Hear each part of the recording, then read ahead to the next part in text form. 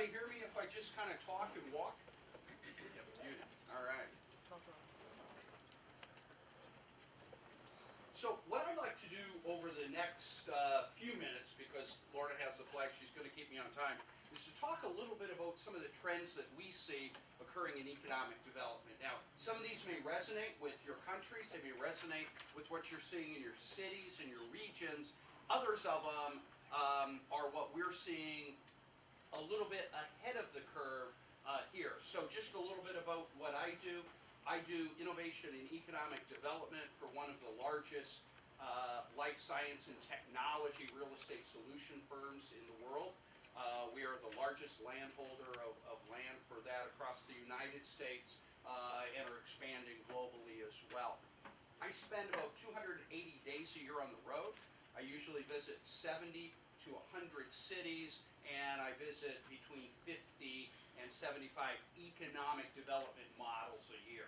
So models of innovation, whether it's small incubators, accelerators, all the way up to large university platforms. So I'll just give you a little bit of what my thinking is, just to kind of start the conversation then, as you're going to continue then to hear in varying degrees of depth. So what we are seeing, number one, is a shift in many state, provincial, municipal economic development efforts to focus now equally on innovation and small business startup creation as much as they are on large-scale business attraction. I think over the years a number of folks have seen the large scale. It's difficult. There's not as many targets. In some cases, particularly here in the United States, it has to be incentive-laden with a lot of money up front. States really battle hard for that. And in a number of ways, it is unsustainable. In fact, if you look across the country at a number of large projects, they actually have never paid off.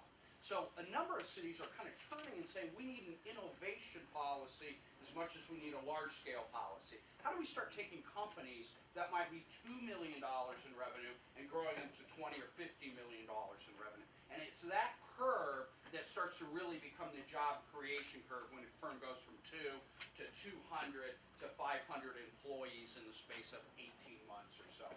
Also, that, and as I'll show you a little bit later, that happens to be a far, what we call stickier, a far more sustainable policy, because it brings together all of the elements that a particular region may have. Second, and this is probably not a surprise to anybody, particularly here in the United States, publicly traded companies have now stopped strategic planning. They no longer look past 90-day reports that they must give to Wall Street. And so what they're starting to do is, as they focus on their bottom lines on a quarter-by-quarter basis, they're beginning to shift the entire research and development burden.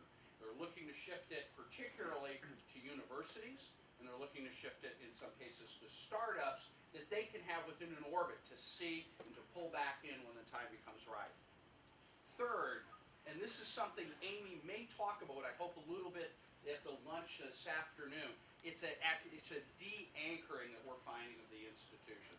So Wexford does a lot of work with the Brookings Institution. I sit on the advisory board for the Metropolitan Policy Project, and what we're starting to see is we're starting to see large institutions de-anchor pieces and take that into the urban core as a way to spark economic development as a real catalyst. I can point to what President Crow is doing at Arizona State University. They've actually pulled the Walter Cronkite School of Journalism, the School of Law, the School of Nursing, and they put them in downtown Phoenix to really spark a revitalization of that downtown.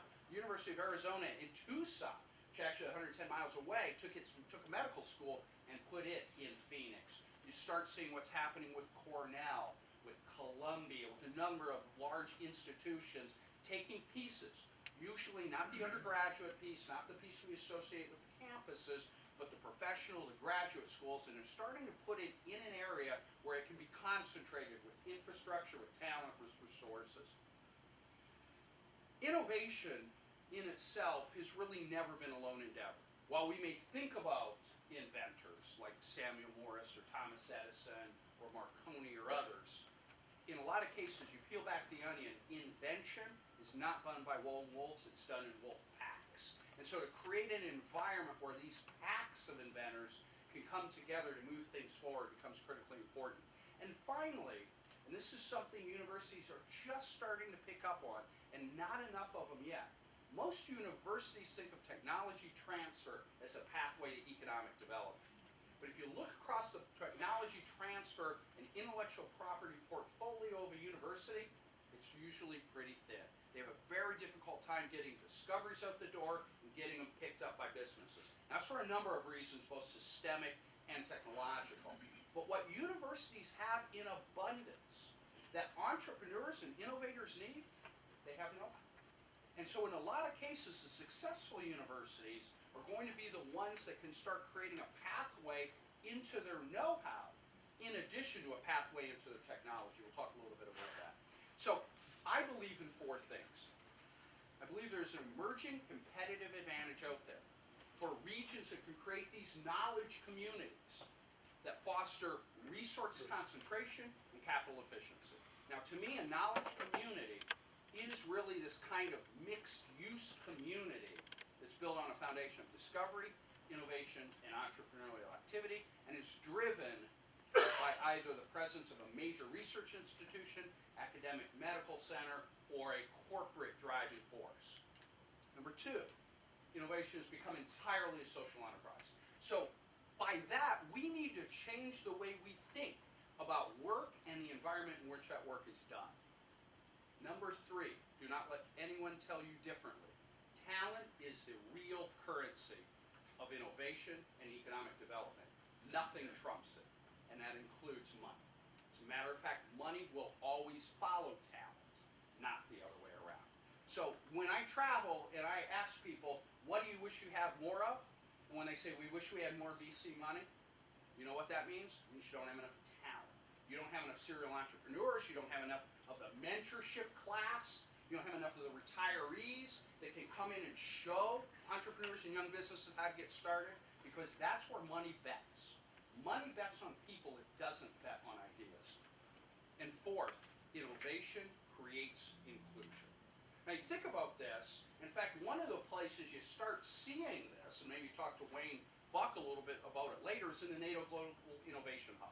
Right? So that's an initiative whereby the NATO nations began to realize that if you look at where warfighting and peacekeeping are going, you look at the technology and innovation that's going to be needed in the future, there were only a few nations that could play at the large scale, that had the Finmechanicas, the BAEs, the Northrop Grummans, right? So once you get past the United States and Canada and France and Italy and Great Britain, there's a whole lot of other nations in there that tended to exclude. So what they thought about is, when you think about innovation and the new ideas that bubble up from entrepreneurs, from a diversity of viewpoints, that's where real inclusion comes. And that comes not only across every NATO nation and every partner for peace and every sister city out there. The trick is, how do you then integrate that into a way that you can scale it for impact? The NATO Innovation Hub is a way that starts thinking about that conversation. So let me show how the word becomes flesh here a little bit in how those ideas actually are reflecting themselves across at least the U.S. at the moment. But I've got my sights set on Europe, on Canada, on a number of other places that set up well for this as well. And I will tell you, it is interesting that folks talk about how do we get economic development integrated into sister cities. If you look at the original Sister Cities Charter, economic development was one of the things it was meant to do, right? And so this isn't something that should be kind of added into a sister city relationship, and instead should be something that really is kind of core to the purpose. When we talk about this, I'm going to talk about it in three dimensions. The first is the power of proximity, right? So one of the things that is very important is to be able to concentrate elements together, right, into a very tight ecosystem. So recently I was keynoting the annual meeting for the Austin, Texas Chamber of Commerce. Now most people would think about Austin as being the place that gets innovation right. Austin's struggling in technological innovation. Now, they do a lot of it. The problem is, and when I was sitting with Mayor Leffingwell, I said, Mayor, you have an icon of music, right? The 6th Street, everybody knows it. You've got music that happens in a lot of other places in Austin, but if somebody wants to say, where is it happening in Austin? It's happening on 6th Street. You've got that kind of spiritual icon. You've got an icon of arts and culture. It's called South Congress, right? Everybody knows they can go to SoCo and you can see the artists, the galleries, the sculptors. Where is your icon for technology? You have a 2-week-long icon. It's called South by Southwest. And when South by Southwest is not going on, what happens? You've got stuff up in Round Rock around Dell. You've got stuff at the Arboretum around Google. You've got stuff over at the Domain around the Graduate Research Campus in the University of Texas. You got startups in the second floor bars on 6th Street. You got things on the West End. Everything is so diffused that it's very difficult to bring it together into an icon of innovation, let alone opportunities where people begin to rub shoulders. It isn't necessarily the rubbing of shoulders of like-minded people that leads to innovation. It's a rubbing of shoulders of non-like-minded, of diverse people, of cultures, of viewpoints, of skill sets that leads to new discoveries and new pathways. And this becomes particularly true as you begin to scale businesses. Right? So there's a lot of talk about the STEM disciplines of science, technology, engineering, and math. And is that really leaving behind the liberal arts? And the answer is no. Because to scale a business up, once I hit a point of scale at about $10 to $15 million of funding, I don't need more bench scientists. I don't need more coders. I start needing sales, marketing, finance, accounting. Right? I start needing things that I can get from liberal arts universities, that I can get from my community college system, that I can get from my vocational high schools. All of a sudden, the tightness of that ecosystem becomes very, very important. And it isn't just about the PhDs that are coming out. So in this power of proximity, what we feel is to concentrate elements brings all of that together. And what you need is you need a matriculation path from a shared desk where a couple of coders can sit and think up of an idea, all the way up to how do I have a flexible office suite, how do I have a shared bench wet lab, a small wet lab, a 20,000 square foot floor plate, a building, 2, 3, and on. Now the reason that this becomes important is one of the common mistakes municipalities make is they fund incubators, they stick them inside of places where they cannot expand them.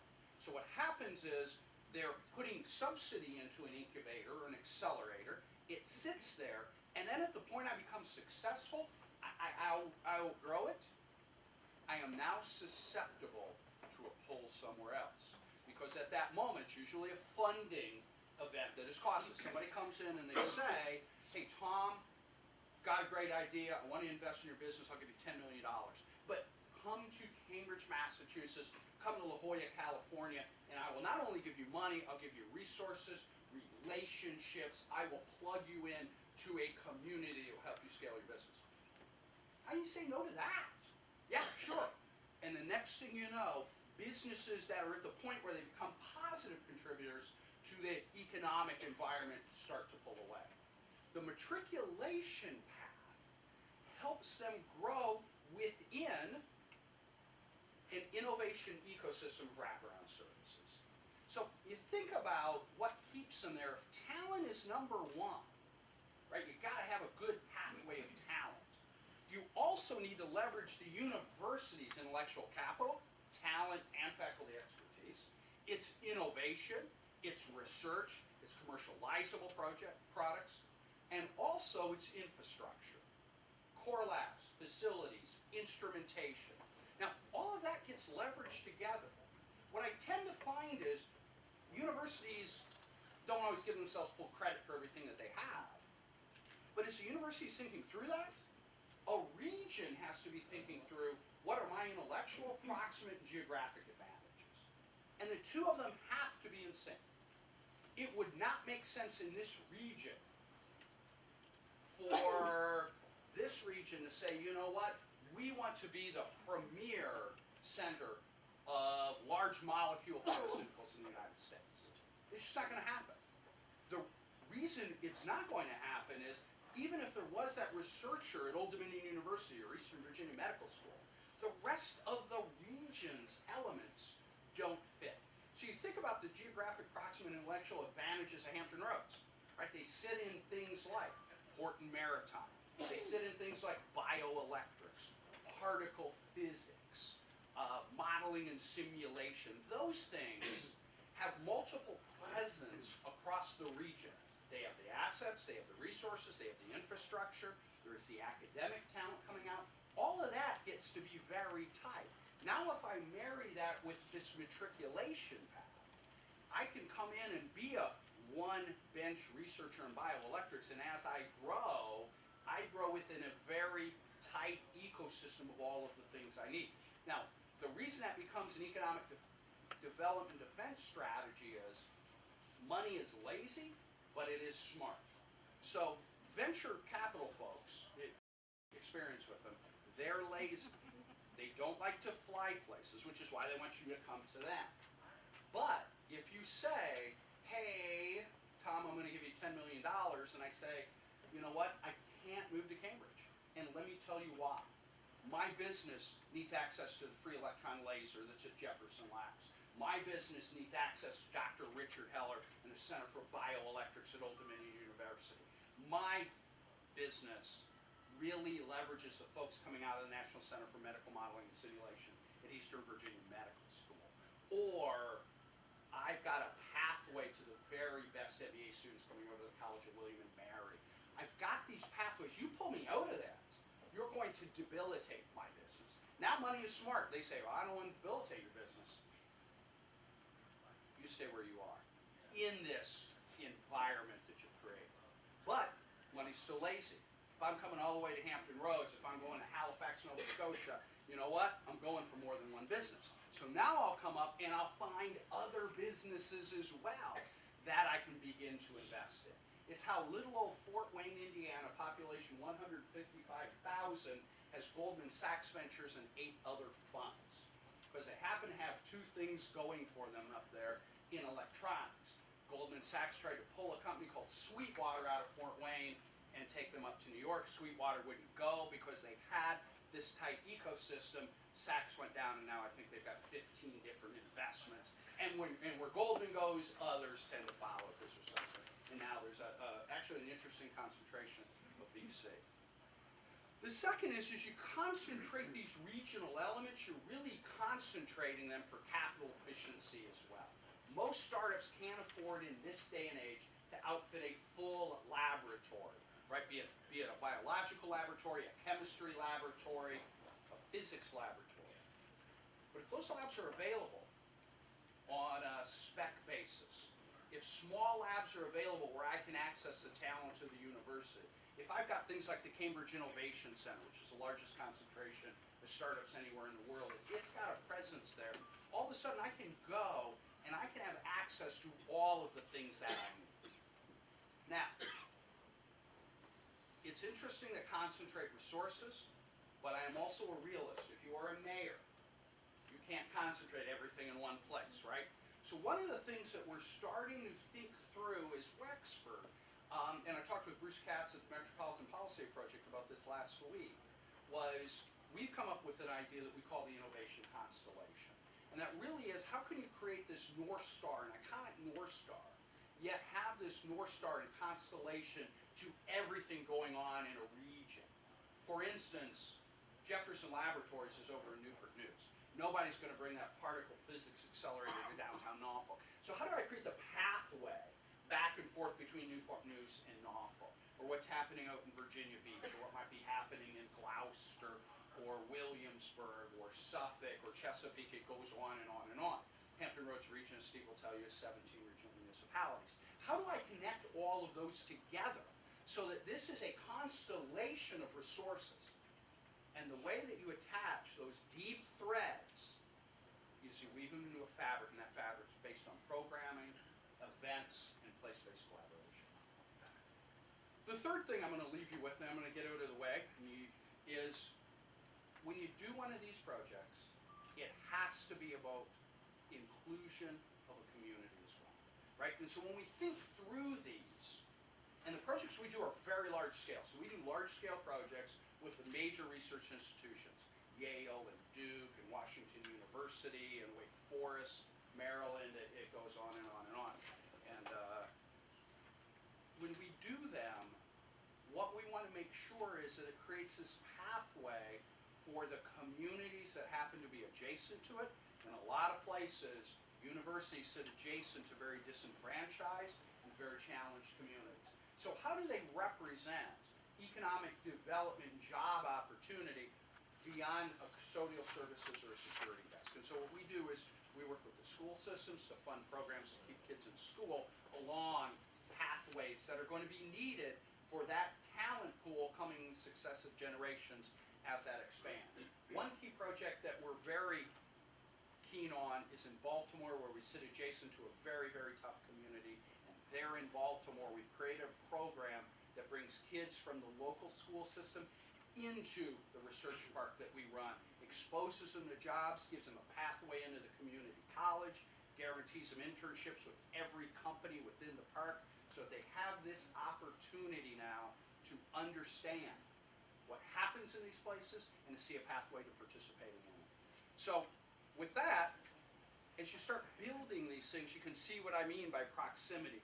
A school, parking, residential, retail, research, academic. This is what we call the school site. It's a site we took over in Philadelphia from a failed school. We're going to rebuild the school, and then with Drexel University, create this real tight environment as well. So, interesting value propositions. This means for the universities, how to create these kinds of environments and leverage the research. For the tenants, it's how to really come and supercharge your scale by creating relationships you couldn't create anywhere else. So I'm happy to go over this at length with anyone who'd like to do it a little bit later, but I at least thought I would kind of set the tone. Some of the things that we're seeing, you're going to hear way better examples as I get followed by Jordan and Steve and Russ and others. So with that, thank you very much. I appreciate the opportunity.